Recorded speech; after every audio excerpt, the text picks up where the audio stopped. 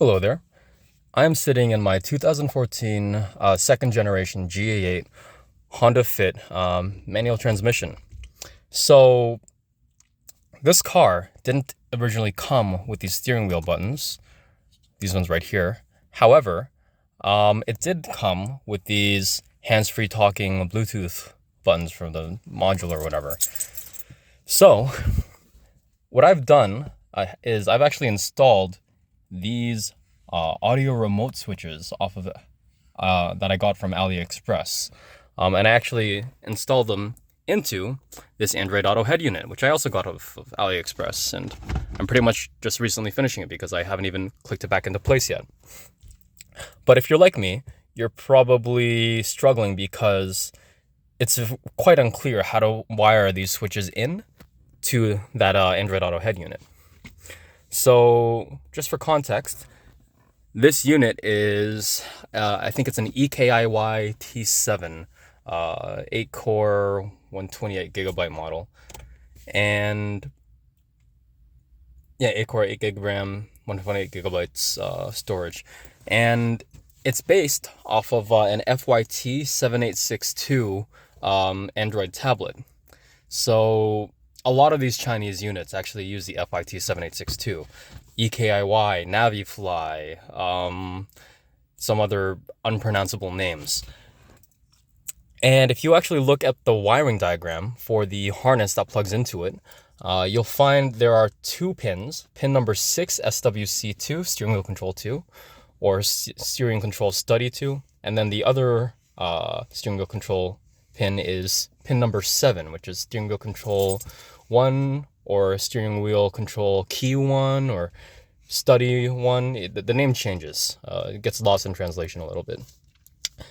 But basically, to make the unit work, to make these switches work, what you have to do is you have to hook these up into your clock spring, and then you have to run a wire from the back of your clock spring into that pin, one of those pins on the Android Auto head unit. So mine actually came with only pin number 7 populated. Pin 6 wasn't populated. But, you know, a rational human being might think, oh, well, you know, I'm going to connect the two ends of my remote switch to pin 6 and 7, steering wheel controls 1 and 2, right? Wrong. That's not how it works at all. So the steering wheel control is actually a resistive switch. What you need to do to make it work is actually run one wire straight to the wiring the wiring harness for the unit, which would be on pin 7 for steering control 1, and then the other side of this needs to go straight to ground, because the Android Auto head unit senses the change in resistance when you push a button as referenced to ground. It checks the resistance to ground, and that's how it knows. What I've done is I've actually put this one onto steering wheel control 1, one side to steering wheel control 1, pin 7, and the other side to ground.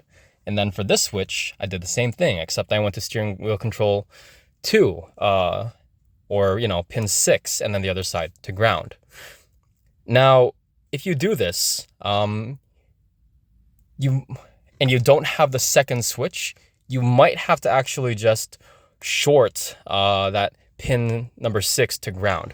So if I go over here to my settings, and let me just mess with this a little bit here. Right, okay. So steering wheel settings, boom. So if you look up here, these are all the different resistance values as read by the computer, right? So number 0, 1, 2, 3, 4, and 5. So 0, 1, let me try this again. 0, 2, and 4 are off of steering wheel control 1, which I've wired to this. And then 1, 3, and 5 are off of steering wheel control 2, pin number 6, which I've wired up to this. So watch what happens when I press the volume down button. Notice how number 0, 2, and 4 change. And then same thing with channel down, channel up, volume up, and mode up. This is how you know it's working. If you are pushing your buttons, you have it all wired in correctly. You see those numbers changing, that's good. But then this message at the bottom here, this yellow message, red turns yellow, that's how you program it. And sometimes the system needs to actually do a hard reset to be able to be programmed. So I think you might be able to do it just by like holding on the battery, holding on the power button or something. I think the easiest way to do it is honestly just pull the battery, leave it out for 20 seconds, and then put it back in. But then yeah, check it out. So this is the hands-free talk switch. So you should see every other one. So this one, and this one should change. Look at that, right? So if you've installed your switch and all you see is 255, 255, 255, so, you know, that's like a 16-bit number basically. And it's telling you, hey, you haven't actually wired it properly, because that's 255, 255, 255, 255. That implies infinite resistance. That implies there's no circuit. And you should see something, right? Like 70, 138, 127, that's 10 kilo ohms. 928, 126, that's 1 kilo ohm. And let's see, so if I just, yeah, like this is 45 ohms, 0, 3, and 17. If I push both of them in at the same time, oh, it doesn't change it. Cool to know.